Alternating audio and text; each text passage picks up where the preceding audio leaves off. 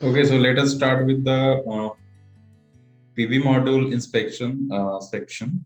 So जैसे हम इस पे क्लिक करेंगे तो यहाँ पर आपको एक फॉर्म खुल जाएगा. सो फर्स्ट से स्टार्ट करते हैं. सो बेसिकली यहाँ पर आपको मॉड्यूल कैपेसिटी फिल करनी है. फर्स्ट पॉइंट पे enter the module capacity in watt peak. ठीक है. सो सपोज दैट कि और ये डेटा आपको जो भी यहाँ पर है रिलेटेड पीवी मॉड्यूल, तो उसका जो बैक सीट होता है जिसमें डेटा सीट सारी मेंशन होती है वैल्यूज, तो वहां से आप इस पे ले सकते हैं मॉड्यूल की. मॉड्यूल में एक मॉडल कैपेसिटी. ठीक है. तो ये सारी डेटा आपको वहाँ मिल जाएंगी. इन केस कभी सेट माउंट में प्रॉब्लम ये होता है कि आप बैक साइड नहीं देख पाते हो, तो उस केस में जो कॉर्नर वाले मॉड्यूल्स हैं वहाँ पे ट्राई कीजिए कि अगर क्या आप देख पाओ. अगर फिर भी नहीं हो रहा है तो आप एक मॉड्यूल कॉर्नर से ओपन करके लूज करके नट पुट आप देख के फिर उसको क्लोज कर सकते हैं. So suppose that for example कि अगर कोई साइट है उस पे 335 वॉट पीक का है, देन हमने यहाँ पुट कर दिया. इसकी यूनिट ऊपर लिखी हुई है वॉट पीक, तो आपको वॉट पीक अलग से लिखने की जरूरत नहीं है. So 335 is enough. Then module make and model. So module make manufacturing company कौन सी है. सपोज दैट कि अगर सात्विक कंपनी है, सात्विक, फिर यहाँ पे उसका कुछ मॉडल नंबर होगा लाइक AS335 या समथिंग लाइक, जो भी उसमें मॉडल नंबर प्रोवाइडेड होंगे सबका अलग अलग होता है. So you have to write down here. And the number of strings कितना है. तो नंबर ऑफ स्ट्रिंग आपको जो डीसीटीवी लगा होगा आप वहां से भी देख सकते हैं, लेकिन कुछ कुछ कॉमर्शियल साइट जो होते हैं तो वहां पर आपको डीसीटीवी नहीं मिलेगा. तो उस केस में जो इन्वर्टर के डीसी कनेक्टर्स होते हैं तो वहां पे आपको देखने हैं कि कितने नंबर ऑफ डीसी कनेक्टर्स लगे हुए हैं. जैसे एक स्ट्रिंग है तो एक स्ट्रिंग में दो वायर्स होंगी, एक पॉजिटिव एक निगेटिव.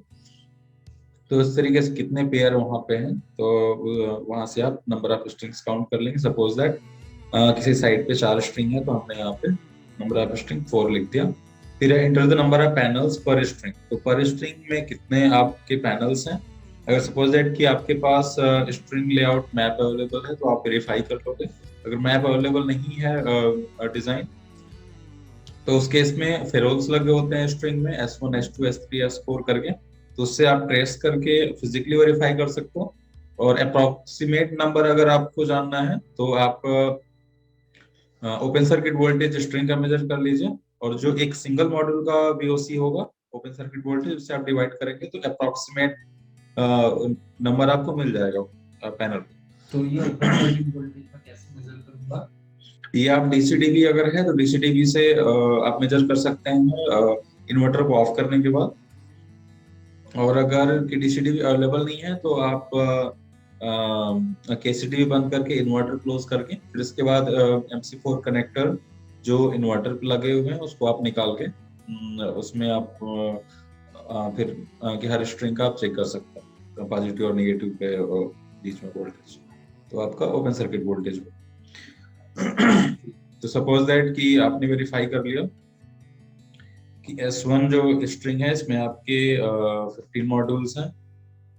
सपोज दैट S2 में भी 15 है. S3 में मान लीजिए 15 है. और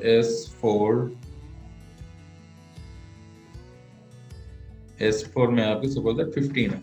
ठीक है. मोस्ट प्रोबेबली लगभग सेम रहते हैं. किसी किसी में मान लीजिए अगर हो सकता है कि एक या कम या ज्यादा हो, तो it might be possible, but मतलब अप्रोक्सीमेट की सारे स्ट्रिंग में लगभग लगभग एक इक्वल होता है. तो आपको चेक करना पड़ेगा फिजिकली वेरीफाई करके. तो इस तरीके से कॉमा लगा के हर स्ट्रिंग वाइज कि कितने नंबर ऑफ स्ट्रिंग्स है उसको आप यहाँ पे कर सकते हैं. फिर enter the tilt angle of the panels. So जैसे मैंने स्टार्टिंग में बताया था कि 3 एप्लीकेशन आपको साइट पे जाने से पहले इंस्टॉल कर लेना है. एक तो टाइम स्टैम्प ऐप जिससे आप फोटो लेंगे. सेकेंड वन टिल्ट एंगल का. तो आपको बेसिकली टिल्ट एंगल मेजर करने के लिए जो एप्लीकेशन है ओपन करके आप मॉड्यूल के ऊपर वर्टिकली आपको उस पर रख देना है. ठीक है. तो उस पर टिल्ट एंगल मिल जाएगा लाइक 10 डिग्री 12 डिग्री 15 डिग्री. हमारा जो आरसीसी माउंट जो स्ट्रक्चर्स होते हैं तो ज्यादातर स्ट्रक्चर 10 डिग्री के लिए है, तो अप्रोक्सीमेट आपको 10 के आसपास मिलेगा. बट जो कस्टमाइज स्ट्रक्चर होते हैं तो उसमें आपको वेरी करेगा, चाहे सेट का हो या फिर नॉर्मल कोई भी स्ट्रक्चर आपका जो कस्टमाइज है तो आपका वेरी करेगा। तो सपोज दैट किसी पर्टिकुलर पे अगर 10 डिग्री है तो हम यहाँ पे 10 डिग्री इस पे पुट करते हैं। फिर आते हैं एजीमुथ ओरिएंटेशन पे। तो एजीमुथ ओरिएंटेशन की नॉर्थ डायरेक्शन को हम रेफरेंस पॉइंट लेके वहां से क्लॉकवाइज हम इस पे डिग्री मेजर करते हैं, कितने डिग्री पे हमारा जो मॉड्यूल है वो लगा हुआ है। तो बेसिकली स्लोप हम देखते हैं, स्लोप अगर साउथ डायरेक्शन की ओर दिख रहा है तो नॉर्थ को रेफरेंस पॉइंट मान के आप क्लॉकवाइज मेजर करेंगे कि 160 डिग्री या 170 180, अगर टू साउथ है तो 180 हम लिख देंगे, अगर मान लीजिए 190 200 डिपेंड अपॉन द लेआउट क्या है और सिचुएशन क्या है उस साइड की। तो एक्चुअल आपको नंबर्स दिखने हैं, लाइक सपोज दैट कि 200 डिग्री है, then just put here as a 200। अब फिर module to module earthing wire connection की बात करें तो मॉड्यूल में केस में एक मॉड्यूल से दूसरे मॉड्यूल के बीच में अर्थिंग है कि नहीं वो आपको चेक करना है, ठीक है। इट इज वेरी इंपॉर्टेंट कि इस पे जो भी चार्जेस इकट्ठा होते हैं बॉडी पे वो प्रॉपर डिसिपेट हो। सो अर्थिंग इज कंपल्सरी। सो आपको चेक करके सपोज दैट कि आपने चेक किया और ऑब्जर्वेशन पाया कि वायर कनेक्टेड है तो कनेक्टेड पे क्लिक कर दीजिएगा, अगर नहीं कनेक्टेड है then not connected. If it is module module earthing wire were disconnected and rectified, कि पहले डिस्कनेक्टेड था या नहीं लगा था, आपने लगाया फिर इसका मतलब रेक्टिफाई कर दिया, तो यहाँ पर रेक्टिफाइड वाले पे आप क्लिक कर सकते हैं। फिर हम आते हैं check the panel for any degradation sign. So degradation basically आपको चेक करना है कि उस पर कोई हॉट स्पॉट है, कोई सेल बर्न है या विजुअल क्रैक्स आपको दिख रहा है, उसकी ग्लास डैमेज है या फिर स्नेल ट्रेल है उस पे। आफ्टर 4-5 ईयर्स जब मॉड्यूल डिग्रेड होना स्टार्ट हो जाता है देन कि आपको ये चीजें मिलेंगी। तो अगर कोई भी चीज इसमें मिल रहा है तो आप इस पे सिलेक्ट कर सकते हैं। हाँ, फिर इसके जंक्शन बॉक्स बर्न डैमेज। तो आपको बैक साइड में जब आप मॉड्यूल्स के देखेंगे तो वहां पर आपको ये भी मिलेगा कि इस पे कोई जंक्शन बॉक्स में कोई हीटिंग साइन आपको दिख रहा है, कोई बर्निंग है या कोई डैमेज है, ठीक है। तो वो सारी चीजें, तो जैसे अगर विजुअल क्रैक फाउंड हो रहा है तो उस पे आप क्लिक कर दीजिए विजुअल क्रैक फाउंड है। तो मैं यहाँ पे एक क्वेश्चन है कि अगर मुझे दो तीन चीज मिला तो मैं क्या मल्टीपल सिलेक्ट कर सकता हूँ? मतलब मुझे विजुअल क्रैक्स भी मिला और जंक्शन बॉक्स भी बर्न मिला, तो मैं मतलब दो मतलब कर सकता हूँ सिलेक्ट, मल्टीपल सिलेक्ट? हाँ, मल्टीपल सिलेक्ट आपकी हो जाएगी। आप जैसे मैंने यहाँ पे इसमें दो ऑप्शन सिलेक्ट कर लिए हैं, बट अगर आपसे अगर कुछ प्रॉब्लम आ रही है फॉर्म फिल करने में, मल्टीपल सिलेक्ट नहीं हो रहा, तो उस केस में आप क्या कर सकते हो कि जो रिमार्क्स वाला सेक्शन है, आई थिंक इसमें रिमार्क सेक्शन नहीं है, सो नेक्स्ट सेक्शन जो है वेट, हाँ, जो 8 सीरियल नंबर आप पैनल शिफ्ट डैमेज फाउंड, तो आप यहाँ पे इसमें कर सकते हो। मल्टीपल सिलेक्शन तभी होगा जब आपका कुछ ना कुछ डैमेज होगा, तो आप यहाँ पे सीरियल नंबर लिख के फिर डैमेज वाला ऑप्शन भी यहाँ पे लिख सकते हो। अल्टरनेटिवली अगर यहाँ पे आपको प्रॉब्लम हो रही है कि मल्टीपल सिलेक्शन करने में अगर इश्यू आ रहा है तो इसके लिए एक सॉल्यूशन है।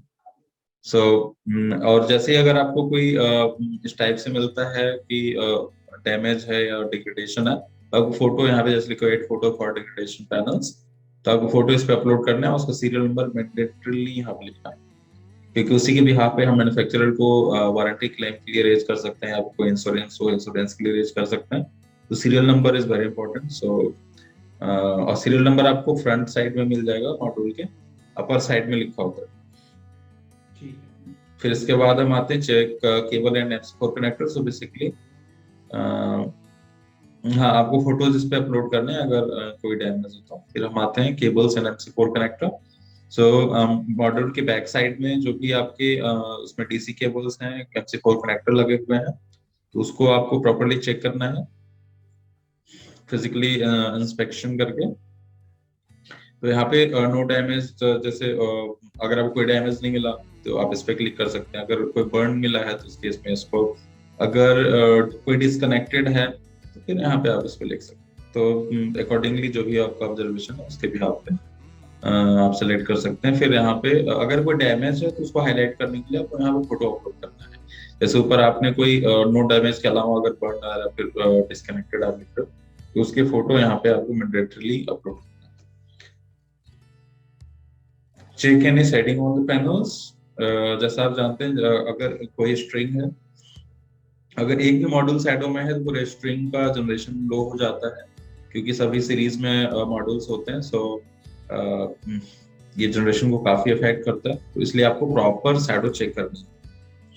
अगर आपको जिस टाइम पे आप विजिट कर रहे हो वहां पे कोई शैडो आपको मिल रहा है, तो आप लिख दो shadow present of the modules, या वेजिटेशन की वजह से शैडो आ रही है तो वेजिटेशन ग्रोथ ऑन मॉड्यूल्स आप सिलेक्ट कर लोगे। कभी कभी ऐसा भी होता है कि मान लीजिए कुछ कुछ साइट पे किसी पार्टिकुलर टाइम पीरियड पे ही शैडो आता है, किसी 1 घंटे 2 घंटे के लिए, मॉर्निंग या इवनिंग में या फिर दोपहर में, जो भी हो। तो ऐसा आपको आसपास सराउंडिंग को देख के भी आपको डिसाइड करना है कि यहाँ पे कोई पॉसिबल शैडो है क्या। तो उसके लिए आप एक 360 व्यू में वीडियो बना सकते हैं 30-40 सेकेंड का, और आप इसको मैनुअली व्हाट्सएप पे सेंड कर सकते हैं कि हाँ यहाँ पे एक पॉसिबिलिटी हमें लग रही है। या फिर वहाँ पे जो ओनर या फिर कोई केयर टेकर मैसेज में रहता हो, तो उनसे भी आप पूछ सकते हैं, अगर वो उन्होंने कभी कोई शेडो ऑब्जर्व किया हो प्लांट पे, तो एक एडिशनल इंफॉर्मेशन के तौर पर उनसे आप पूछ सकते हैं। फिर इसके बाद इसमें फोटोज अपलोड करना, जैसे लिखा है एटलीस्ट 4 फोटोज ऑफ पैनल्स।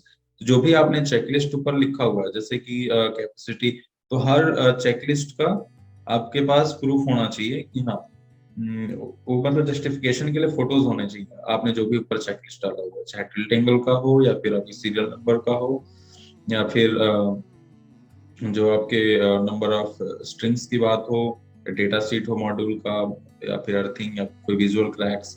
ठीक है, तो इस तरीके से तो कम से कम आपके पास मिनिमम 5 to 6 फोटोज आपको अपलोड करने हैं, depend upon the size of the plant. अगर 3-4 किलोवाट का है तो 5-6 फोटो एनफ होंगे, लेकिन अगर प्लांट की साइज बड़ी है 50-60 किलोवाट, मोर देन 100 किलोवाट, तो उस केस में नंबर ऑफ पैनल्स, उसी के नंबर ऑफ फोटोज इंक्रीज होंगे। तो मेरे मेरा क्वेश्चन, अगर मेरे पास एक ही फोन है, तो जैसे आपने बोला कि सारा फोटो देना है, बाकी का तो मेरे लिए ठीक है, बट जो ये मान लीजिए टिल्ट एंगल या एजीमुथ जो मैं फोन का कंपास से करूंगा, तो उसका क्या मैं स्क्रीनशॉट मतलब फिर लेके डाल सकता हूँ क्या? मतलब फोटो तो मैं नहीं ले पाऊंगा। नॉर्मली स्क्रीनशॉट जो आपके फोन का डिस्प्ले है उसका स्क्रीनशॉट लेके आप इस पे अपलोड कर सकते हैं। ठीक। फिर इसके बाद check for availability of level feral fasting identification. तो आपको मोस्ट ऑफ द साइट्स पे मिलेगा कि डीसीडीबी या इन्वर्टर के पास में फेरोल्स लगे होंगे स्ट्रिंग वाइज, और ऊपर रूफ पे जहां से स्ट्रिंग स्टार्ट हो रही है तो वहां पे आपके फेरोल्स होंगे, तो उसको आपको देख के यस और नो में आंसर करना है कि हाँ स्ट्रिंग आइडेंटिफिकेशन है या नहीं। अगर है तो यस पे क्लिक कर देना है। अगर फोटोज आपके पास हैं तो फोटोज आप इस पे अपनी गैलरी पे जाओगे, या फिर जहां भी आपने टाइम स्टैम्प पे फोटो लिया हुआ है तो उस पर फोटो जाके अपलोड कर दोगे। और ये पूरा डेटा जो भी आपने लिखा है इसको दूसरे सेक्शन पे जाने से पहले सेव बटन पे क्लिक करना है, ताकि आपके फोटो और जो भी आपने उस पर इनपुट किया हुआ है टैक्स, वो सेव हो जाए। फिर हम आते हैं सेफ्टी इंस्पेक्शन पे। तो सेफ्टी इंस्पेक्शन में आपका प्लांट की सेफ्टी के लिए जैसे लाइटिंग अरेस्टर होता है, लाइटिंग से प्रोटेक्शन देता है, और जो बाकी अर्थिंग होते हैं वो इलेक्ट्रिकल शॉक या फिर जो भी अनवांटेड चार्ज या सर्जेस होते हैं उससे प्रोटेक्शन के लिए दिया होता है। तो बेसिकली इस सेक्शन में हम ये चेक करते हैं। तो फर्स्ट है चेक एले रॉड फिजिकल कंडीशन। तो फिजिकल कंडीशन उसकी कई प्रकार से हो सकती है कि या तो रस्टेड होगा या ब्रोकन होगा, या फिर कोई प्रॉब्लम नहीं है, नो डैमेज। फिर नो एलेफॉन। नो एलेफॉन मतलब कि वहां पे लाइटिंग अरेस्टर लगा ही नहीं है। ठीक है, कुछ केसेस में या तो स्टार्टिंग में इंस्टॉलेशन टाइम पे नहीं लगा होगा, या फिर अगर लगा है तो या फिर जैसे बंदर होते हैं या फिर उस टाइप से, या मतलब मिशिंग है, तो उस केस में नो एलेफॉन आप डाल सकते हो। ठीक है, सपोज दैट कि रस्टेड है, मोस्ट ऑफ द टाइम जो मिल सकता है प्रॉपर मटेरियल अगर ना हो, ठीक है, तो रस्टेड एले आपको देखने को मिलेगा, तो उस केस में आप यहाँ पे लिख सकते हैं। फिर चेक एसी अर्थक्वेक कनेक्शन। तो बेसिकली यहाँ पे अर्थक्वेक हमारे कम से कम 3 अर्थक्वेक होने चाहिए, एसी के लिए, डीसी के लिए और लाइटिंग अरेस्टर के लिए। ठीक है, तो नंबर 1, अब यहाँ पे अर्थक्वेक में भी 2-3 कंडीशन है कि अर्थक्वेक कनेक्शन टाइटली कनेक्टेड, तो सब कुछ बढ़िया है, सब कुछ ओके है। लूज अर्थक्वेक कनेक्शन फॉर्म की जहाँ पर लूज अर्थक्वेक कनेक्शन मतलब या तो आपका जो स्ट्रिप लगा हुआ है वो लूज है, या फिर कहीं से छूटा हुआ है। छूटा इन द सेंस कि अगर उस पे वेल्डिंग हुई है तो वेल्डिंग प्रॉपर नहीं है, नट बोल्ट लगे हैं तो नट बोल्ट प्रॉपर नहीं है, तो उस केस में यहाँ पे आप इसको चूज कर सकते हैं लूज अर्थक्वेक कनेक्शन, या फिर लूज पिट कनेक्शन रेक्टिफाइड। अगर मान लीजिए जो लूज है उसको आपने प्रॉपर रेक्टिफाई कर दिया तो आप इस पे चूज कर लेंगे लूज अर्थक्वेक कनेक्शन रेक्टिफाइड।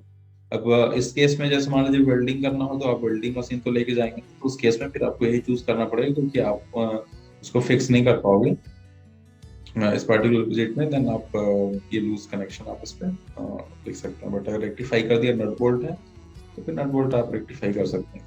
ठीक है। तो सेम कंडीशन तीनों में है, अगर प्रॉपर है then go through it. Lighting register है मान लीजिए, सब कुछ बढ़िया है, देन आप फिर अब इसके आते हैं check earth pit cover is removable and earth pit is accessible for maintenance. So कुछ कुछ कंडीशन में क्या होता है कि आपके जो अर्थपिट होंगे या तो उसका कवर अवेलेबल नहीं है, या फिर आप उसको ओपन नहीं कर सकते कवर को। कुछ कंडीशन में होता है कि आरसीसी से उसको हम पूरा कवर कर देते हैं, जो क्लाइंट होता है वो पता नहीं होता, या फिर जो भी रीजन है, तो उस केस में आप ये सिलेक्ट कर सकते हैं अर्थपिट कवर इज रिमूवेबल। अगर प्रॉपर अर्थपिट कवर है और आप रिमूव कर सकते हो कि हाँ उस पे जो अंदर का कनेक्शन है अर्थपिट रॉड और अर्थ स्ट्रिप है उसको आप देख सकते हो, रेक्टिफाई कर सकते हो, देन ठीक है कि रिमूवेबल है अर्थपिट कवर रिप्लेस्ड। अगर मान लीजिए वहां पे नहीं है कवर या टूट गया है, ठीक है, अगर आपके पास अवेलेबल है स्पेयर में तो आप वहाँ रिप्लेस कर देंगे। ठीक है, तो मान लीजिए कि है अर्थपिट कवर बढ़िया है, removable, then okay. Any other comments? अगर इसमें कुछ कवर नहीं हो रहा है सेफ्टी से रिलेटेड, अर्थिंग और लाइटिंग रजिस्टर से रिलेटेड, तो आप यहाँ पे सिंपली अपना कमेंट्स कोड कर देंगे। फिर इसके बाद फोटोज अगेन एटलीस्ट 4 फोटोज, जो भी आपने चेक किया यहाँ पे लाइटिंग रजिस्टर के फोटो होने चाहिए, तीनों अर्थपिट के फोटोज होने चाहिए, जो अर्थिंग स्ट्रिप्स गई हुई हैं उसके फोटोज होने चाहिए। अगर जो अर्थ स्ट्रिप है उसमें जो इंसुलेटर लगा होता है अगर वॉल माउंट वॉल से ऊपर से नीचे अगर आ रहा है स्ट्रिप, तो प्रॉपर उस पे इंसुलेटर लगा है कि नहीं, अगर लगा है तो लूज तो नहीं है। ठीक है, तो इस तरीके के बेसिक चेक्स भी आपको करके अगर कुछ है तो कमेंट्स में आप डाल सकते हैं, उसकी फोटोज यहाँ पे अपलोड कर सकते हैं। फोटो अपलोड करने के बाद फिर सेव बटन पे क्लिक करेंगे आप, तो ये डेटा आपका सेव हो जाएगा। फिर हम आते हैं एसीडीवी एंड डीसीडीवी इंस्पेक्शन, इस पे क्लिक किया, देन ओपन हो गया फॉर्म इसका। फिर हम स्टार्टिंग में फिजिकल ऑब्जर्वेशन इस पे करेंगे। तो लूजली हैंग एसीडीवी डीसीडीवी, तो बेसिकली जो एसीडीवी या डीसीडीवी माउंट होता है वॉल माउंट ही रहेगा मोस्ट ऑफ द टाइम। तो उस केस में देखना है वॉल माउंट प्रॉपर्ली फिक्स है या नहीं है, या लूजली है, हिल रहा है, तो उस केस में लूजली, अगर डैमेज्ड है, कुछ टूटा हुआ है उसका, ठीक है, नो फिजिकल डैमेज है तो नो फिजिकल डैमेज। इस पे अगर डस्ट है आप क्लीन कर दिए, इसके बाद फ्री फ्रॉम डस्ट पे भी आप इस पे क्लिक कर सकते हैं। फिर इसके बाद है चेक एसीएसपीडी ऑपरेटिंग कंडीशन।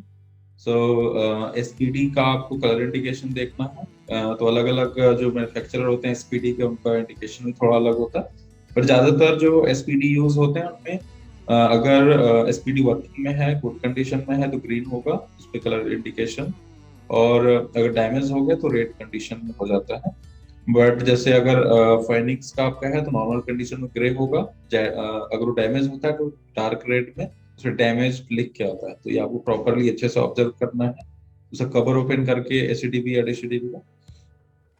फिर यहाँ पे डैमेज डैमेज लिखेंगे, और नॉट इंस्टॉल्ड, इंस्टॉल नहीं है तो नॉट इंस्टॉल, अगर ग्रीन है गुड कंडीशन में है देन गुड कंडीशन। सेम आपको एमसीबी चेक करना है, गुड कंडीशन में ट्रिप्ड है, ठीक है, अगर ट्रिप है तो आपको वहां पे चेक करना है कि क्यों ट्रिप है, उसका शॉर्ट सर्किट कहीं से तो नहीं है, या फिर जो लग्स लगे हुए हैं वो आपस में टच तो नहीं हो रहे टर्मिनेशन पॉइंट पे, उसमें प्रॉपर इंसुलेशन कवर जो स्लीव्स होते हैं वो प्रॉपर लगे हैं कि नहीं लगे हैं, तो वो सब भी आपको वहां पे चेक करना है अपार्ट फ्रॉम दिस ऑब्जर्वेशन। ठीक है, तो अगर गुड कंडीशन में है देन ओके। फिर check DC fuse operating condition, तो डीसी फ्यूज आप कंटिन्यूटी चेक करोगे, अगर कंटिन्यूटी आ रही है मतलब गुड कंडीशन है, अगर कंटिन्यूटी नहीं आ रही मतलब उसका फ्यूज खराब है, डैमेज। और फ्यूज ही नहीं है, सपोज डीसीडी भी नहीं लगा हुआ है, या फिर वो डायरेक्ट कनेक्शन किया हुआ तो उस केस में नॉट इंस्टॉल्ड। बट अगर डीसीडीबी ही नहीं है तो डीसीडीबी हम तब नहीं लगाते हैं जब हमारे पास ऑलरेडी इन्वर्टर में इनबिल्ट होता है fuse and surge protection device, then फिर हम फ्यूज एंड बिल्ड पे क्लिक कर सकते हैं। फिर डीसी एसपीडी ऑपरेटिंग कंडीशन, तो अगेन जैसे एसपीडी में हमने चेक किया था एसी एसपीडी के लिए सेम चेक से हम यहाँ भी करेंगे, तो अगर ग्रीन है तो गुड कंडीशन। फिर आते हैं एसीडीबी अर्थिंग कनेक्शंस, तो एसीडीबी में आपका एक तो बॉडी अर्थिंग हो गया, अगर आपका मेटल एसीडीबी मेटल का है तो बॉडी अर्थिंग हो गया एसीडीबी की, और उसमें जो एसपीडी होता है तो उसको प्रॉपर अर्थिंग की जरूरत होती है। ताकि जो भी सर्ज आ रहा है ग्रिड साइड से तो वो बाईपास हो जाए, इन्वर्टर तक ना पहुंचे, तो इन्वर्टर हमारा सेफ रहता है उससे। तो एसिड एवरीथिंग कनेक्टेड टाइटली, उसको चेक कर लेंगे टाइट है कि नहीं है। अगर नहीं है, लूज है, मिशिंग है, उस केस में आप यहाँ पे मिशिंग डाल सकते हैं। फिर है चेक डीसीडीबी अर्थिंग कनेक्शन। सिमिलरली जैसे एसीडीबी में चेक किया था उसी तरीके से एससीडीबी में भी हम चेक करके देख लेंगे इसमें। फिर है SCDB incoming and outgoing cable termination. जो भी आपका ग्रिड साइड से जो ग्रिड साइड की तरफ में जा रहा है और जो इन्वर्टर से आ रहा है इनकमिंग, तो ये दोनों टर्मिनेशन आप प्रॉपर चेक करेंगे, प्रॉपर लग यूज हुआ है, वो टाइट है, टाइटनेस, या फिर उसकी जो स्लीव है वो प्रॉपर लगे हैं कि नहीं लगे हैं, तो आप यहाँ पे चेक करके अकॉर्डिंगली आप ऑब्जर्वेशन के हिसाब से इसको लिख देंगे। सेम चीज है पीसीडीबी के लिए। फिर हम आते हैं ACDB indication lamp available. So basically ACDB indication lamp जो कमर्शियल प्रोजेक्ट होगा, थोड़े बड़े प्रोजेक्ट, तो उसमें इंडिकेशन भी दिया होता है ताकि सभी फेज काम कर रहे हैं कि नहीं कर रहे हैं उसके इंडिकेशन के लिए। तो RYB ये तीनों के, तो लैम्प अगर प्रॉपर सब चल रहे हैं तो ठीक है, और नहीं चल रहे हैं या फिर नहीं है, मान लीजिए मोस्ट ऑफ द साइट जो रेसिडेंशियल वहां पे नहीं होता है, तो सिंपली आप लिख देंगे नो एसीडीबी लैम्प। फिर एनी अदर कमेंट्स, कुछ कमेंट्स जो इसमें चेकलिस्ट में रखे हैं, जो आप एक्स्ट्रा कुछ ऑब्जर्वेशन अपना लिखना चाहते हो, तो उस केस में आप यहाँ पे कमेंट लिख देंगे। और फोटोज जो भी आपने चेकलिस्ट यहाँ पे ऊपर लिखा हुआ है उससे रिलेटेड फोटोज यहाँ पे जरूर होने चाहिए। और यहाँ पे कवर के ऊपर से फोटो चाहिए, एक एक फोटो डीसीडीबी और एससीडीबी का, फिर कवर ओपन करने के बाद के फोटो, थोड़ा क्लोज व्यू चाहिए होगा आपकी एसपीडी और एमसीबी को प्रॉपर शो करने के लिए और टर्मिनेशन को शो करने के लिए। तो ऐसे करके मतलब 6-7 फोटोज कम से कम होने चाहिए। फिर इसके बाद आप सेव करने के लिए सेव बटन पे आप क्लिक करेंगे। देन फिर नेक्स्ट स्ट्रक्चर इंस्पेक्शन पे आते हैं। तो स्ट्रक्चर इंस्पेक्शन में सबसे पहले स्टेबिलिटी हम चेक करेंगे, प्रॉपर स्टेबल है कि नहीं है। तो आरसीसी वाले स्ट्रक्चर में आप नट बोल्ट प्रॉपर चेक करेंगे, उसका बेस चेक करेंगे, और मान लीजिए जो मॉड्यूल्स हैं वो प्रॉपर फिक्स हैं कि नहीं, उसके लिए क्लैंप्स, तो उसको आपको देखना पड़ेगा। अगर सेट माउंट में भी आपको क्लैंप देखने पड़ेंगे प्रॉपर, तो अकॉर्डिंगली आप यहाँ सेलेक्ट कर लेंगे। अगर आरसीसी है, नट बोल्ट प्रॉपर्ली कनेक्टेड है, देन हमने यहाँ पे सेलेक्ट कर लिया। फिर चेक स्ट्रक्चर रस्टिंग। तो स्ट्रक्चर रस्टिंग आपको प्रॉपर जो भी जॉइंट है या फिर इन बिटवीन भी कहीं पर लेना, भी अगर आपको दिख रहा है तो उसको प्रॉपर ऑब्जर्वेशन करके फिर आप इनको यहाँ पे अकॉर्डिंगली इस पे सिलेक्ट कर देना, नो रस्टिंग या लाइट रस्टिंग जो भी। फिर इसके बाद हम आते हैं चेक स्ट्रक्चर अर्थिंग कनेक्टिविटी। जैसे इससे पहले सेक्शन में हमने मॉड्यूल वाले सेक्शन में देखा था module to module earthing, but module to module earthing आपका स्ट्रक्चर पे लगा होता है, तो स्ट्रक्चर की आपकी अर्थिंग जरूरी है। सो स्ट्रक्चर आपकी डीसी अर्थ जो होता है उससे प्रॉपरली कनेक्टेड है कि नहीं, उसकी कंटिन्यूटी प्रॉपर है कि नहीं, तो हम पूरा प्रॉपर चेक करते हैं इस पर। ठीक है, तो टाइटली कनेक्टेड, अगर प्रॉपर टाइटली कनेक्टेड है तो उस पर क्लिक कर देंगे। अदरवाइज अगर मिसिंग है तो मिसिंग भी लिख सकते हैं, कंटिन्यूटी ओके है तो ओके, तो अकॉर्डिंगली जो पॉसिबल इस पे है वो लिख देना है। फिर अगर मान लीजिए कुछ और एडिशनल कमेंट्स पुट करना चाहते हो तो आप लिख सकते हैं। और फोटोज, पूरे स्ट्रक्चर के photos, long view, short view, कम से कम 5-6 फोटोज आप इस पे डाल सकते हो।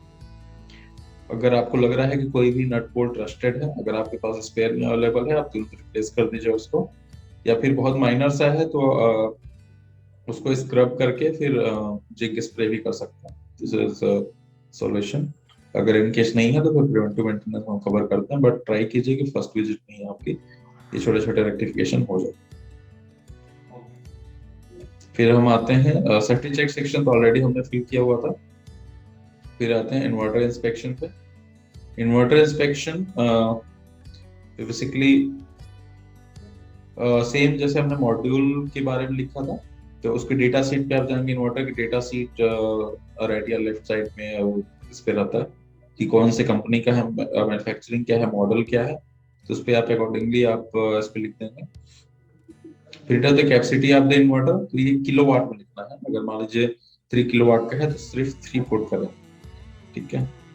मैं या फिर आगे लिखना चाहता हूँ टेक्स्ट पे, आप इस पे ऐड कर सकते हैं कि 3 kilowatt. Enter the serial number of the inverter. Serial number of inverter आपको 2 जगह पे मिलेगा। एक तो डिस्प्ले के थ्रू आप देख सकते हो सेटिंग इंफॉर्मेशन में जाके इन्वर्टर इन्फॉर्मेशन, या फिर जो डेटा शीट होता है वहाँ पे सीरियल नंबर लिखा होता है, तो आपको प्रॉपर यहाँ पे सीरियल नंबर सारे डिजिट जो है वो अच्छे से ध्यान से लिखने, क्योंकि एक दो डिजिट भी अगर मिस होगा या फिर आप गलत इस पे टाइप करोगे तो फिर प्रॉब्लम होगी। सो इसका एक फोटो तो आप अपलोड कर ही दोगे फॉर वेरिफिकेशन, बट यहाँ पे सीरियल नंबर आप बहुत अच्छे से डालना है। इसके बाद हम आते हैं फिजिकल कंडीशन आते हैं इन्वर्टर। फिजिकल कंडीशन में अगर सब कुछ बढ़िया है तो नो फिजिकल डैमेज, अगर मान लीजिए कुछ प्रॉब्लम है तो अकॉर्डिंगली आप यहाँ पे सिलेक्ट कर सकते हैं। अभी मल्टीपल सिलेक्शन करना है कि फिजिकल डैमेज नहीं है, तो उस केस में मल्टीपल सिलेक्शन अगर नहीं हो नो फिजिकल डैमेज डाल के फिर आप इस पर कमेंट्स डाल सकते हो। फिर इस पे है check the inverter operation sound any abnormalities.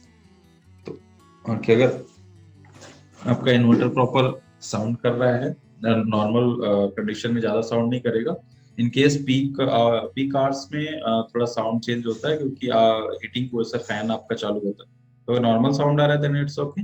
अगर आपको लग रहा है नॉर्मल साउंड कम ज्यादा हो रहा है, तो उस कंडीशन में आप वीडियो बना सकते हैं उसका 20-30 सेकेंड्स का फॉर द प्रूफ कि हाँ एबनॉर्मल साउंड है। और फिर यहाँ पे आप मेंशन कर सकते हैं कि नॉर्मल साउंड या एबनॉर्मल साउंड जो भी है इस पे। नॉर्मल है तो मैं आप क्लिक कर देगा उसमें। फिर check the inverter body earthing.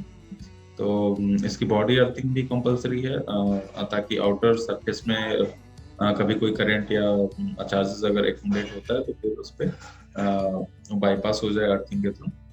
तो इस पे आपको चेक करना है कि या तो टाइटली कनेक्टेड होगा, डिसकनेक्टेड होगा। टाइट अगर कनेक्टेड है लूज है तो आप टाइट कर दोगे उसको, फिर लिख दोगे बॉडी अर्थिंग डन रेक्टिफाइड। फिर है check the inverter termination connection. तो टर्मिनेशन आपको चेक करना है, और जो इन्वर्टर ग्लैंड है वो भी देखना प्रॉपर ग्लैंड में उसके वायर प्रॉपर फिक्स है या नहीं है। और जो एसीडीवी पे आपने टर्मिनेट किया हुआ है तो वो सारे प्रॉपर लग्स उसके स्लीव है और प्रॉपर है कि वो सारा चेक करके आप इस पे यहाँ पे लिख सकते हैं। फिर अब आते हैं इन्वर्टर इलेक्ट्रिकल पैरामीटर्स पे। तो इसकी रीडिंग्स आपको फिल करना है, पॉजिटिव बटन दिख रहा है तो इस पे आप क्लिक करेंगे, ऐड हो जाएगा। तो इसमें दो टाइप का है, एक तो आउटपुट। तो बेसिकली आउटपुट वाला जो है वो एसी साइड पैरामीटर है, और स्ट्रिंग रीडिंग्स के लिए आपको पॉजिटिव पे क्लिक करना होगा। सो स्ट्रिंग का रहने स्ट्रिंग वोल्टेज यहाँ पर आ रहा है। अगर मान लीजिए एक से ज्यादा स्ट्रिंग है, this is for single string, तो आप यहाँ प्लस पे क्लिक करेंगे तो यहाँ मल्टीपल स्ट्रिंग के लिए ओपन हो जाएगा। अभी जैसे यहाँ 4 स्ट्रिंग है तो 4 स्ट्रिंग के यहाँ पे आप करंट की वैल्यू क्लैंप मीटर से मेजर करोगे। ठीक है, मान लीजिए 8 एम्पियर है, वोल्टेज आपका मान लीजिए 250 वोल्ट है, फिर करंट सेकेंड में 7 एम्पियर सपोज दैट। ठीक है, अभी ओसी जो भी आपका आ रहा है क्लाइम मीटर से आप करंट और वोल्टेज आप दोनों मेजर करते जाएंगे, और अकॉर्डिंगली इस पे आपको फिल कर देना है। और वोल्टेज कौन सा मतलब लिखना होगा मुझे यहाँ पे? ये ओपन सर्किट वोल्टेज है, बट अगर आप पीक टाइम पे विजिट कर रहे हो तो उस केस में इन्वर्टर ना बंद करके आप ऑपरेशनल वोल्टेज भी आप लिख सकते हैं इसमें, क्योंकि करंट आप उसी टाइम पे मेजर कर रहे होगे तो ऑपरेशनल वोल्टेज भी आप लिख सकते हो। बट अगर मॉर्निंग या इवनिंग का टाइम पे है तो उस केस में वीओसी वैल्यूज आप लिख दोगे तो ज्यादा एक्यूरेट होगा हमें एनालाइज करने के लिए कि नंबर ऑफ पैनल्स कितने हैं स्ट्रिंग्स में, तो वो थोड़ा सा ज्यादा एक्यूरेट डेटा होता है। और वो मुझे कैसे मैं करूँगा वो वीओसी वाला मेजरमेंट? वीओसी मेजरमेंट के लिए आपको एसीडीवी से टर्न ऑफ करना होगा एमसीबी। फिर इसके बाद इन्वर्टर का डीसी स्विच आप बंद करेंगे तो आपका प्रॉपर शट डाउन हो जाएगा। शट डाउन होने के बाद फिर आप MC4 कनेक्टर ओपन करके, या फिर अगर डीसीडीवी अवेलेबल है तो डायरेक्टली डीसीडीपी में आप वोल्टेज चेक कर सकते हैं इस पर। अगर करंट मेजर करना हो तो उस केस में आपको इन्वर्टर को स्टार्ट करना होगा एसीडीवी से होकर, तो फिर आप करंट मेजर कर तो इस पे सारे फिल कर सकते हैं। तो ये हो गया डीसी साइड हमारे पैरामीटर्स की, डीसी वोल्टेज और डीसी करंट हमने पुट कर लिया। फिर इसके बाद हम आते हैं आउटपुट पैरामीटर जो एसी साइड है। तो एसी साइड में भी डिपेंड करता है कि आपका सिंगल फेज इन्वर्टर है, 3 फेज है। सिंगल फेज होगा तो नॉर्मली यही 3 सेक्शन होंगे, बट अगर 3 फेज है तो आपको यहाँ पे मल्टीपल चाहिए होगा। ठीक है, तो जैसे यहाँ पे आपका क्रिएट हो गया तो ओके, ठीक है। तो आपका यहाँ पे आउटपुट करंट है, तो मान लीजिए अगर 3 फेजेस हैं तो 1 फेज में अगर आ रहा है 10 एम्पियर, वोल्टेज सपोज दैट, हाँ वोल्टेज सिंगल फेज केस में फेज टू न्यूट्रल वोल्टेज डालना है, थ्री फेज केस में फेज टू फेज वोल्टेज डालना है। For phase two phase suppose that कि 4110 वोल्ट है, any voltage neutral toward the voltage, तो न्यूट्रल आपको एसीडी में न्यूट्रल पॉइंट मिल जाएगा, अर्थिंग भी मिल जाएगी क्योंकि इसमें एसपीडी प्रॉपर अर्थिंग होती है। तो उन दोनों के बीच में आप वोल्टेज मेजर करेंगे, सपोज दैट कि 2 वोल्ट आ रहा है, 1 वोल्ट आइडियली 0 होना चाहिए बट 1 2 3 ऐसा होता है। तो 5 वोल्ट से ज्यादा नहीं होना चाहिए, इसका ध्यान रखना। अगर ज्यादा है तो फिर आप रिमार्क्स में डाल दोगे कि एनी वोल्टेज हाई। फिर यहाँ पे सेकेंड में जैसे आउटपुट, ये तो हमने एक फेज का पुट किया था, सेकेंड फेज का सपोज 10 एम्पियर है, 404 वोल्ट है, एनी मान लीजिए 2 वोल्ट है। फिर यहाँ पे एक थर्ड ऑप्शन जो है, तो थर्ड पे भी हम सिमिलरली इस पे पुट कर देंगे जो भी मतलब एम्पियर किलोमीटर से आपको मेजर करना है अकॉर्डिंगली।